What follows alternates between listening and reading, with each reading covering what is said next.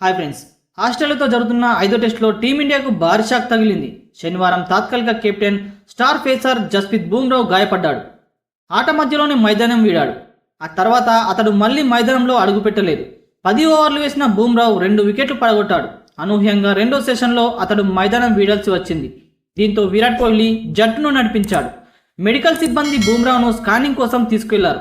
రెండో రోజు ఆట అనంతరం యువ పేసర్ ప్రసిద్ధ్ కృష్ణ బుమ్రాహ్ గాయంపై అప్డేట్ ఇచ్చాడు. బుమ్రాహ్ వెన్ను నొప్పితో బాధపడుతున్నాడని వెల్లడించాడు. మెడికల్ టీం అతన్ని పర్యవేక్షిస్తుందని, స్కానింగ్ రిపోర్ట్ వచ్చిన తర్వాతే మరింత క్లారిటీ వస్తుందని తెలిపాడు.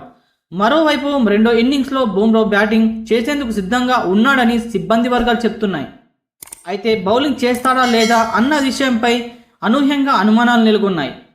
ఆదివారం అతని పరిస్థితిని బట్టి టీం మేనేజ్మెంట్ తుది నిర్ణయం తీసుకుంటుందని, ఒకవేళ బౌలింగ్ చేయలేకపోతే మాత్రం భారత జట్టుకు భారీ దెబ్బే అని చెప్పవచ్చు.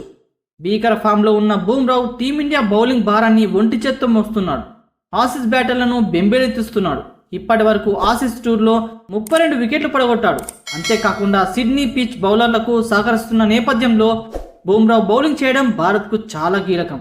మరి చివరికి ఏం జరుగుతుందో చూడాలి.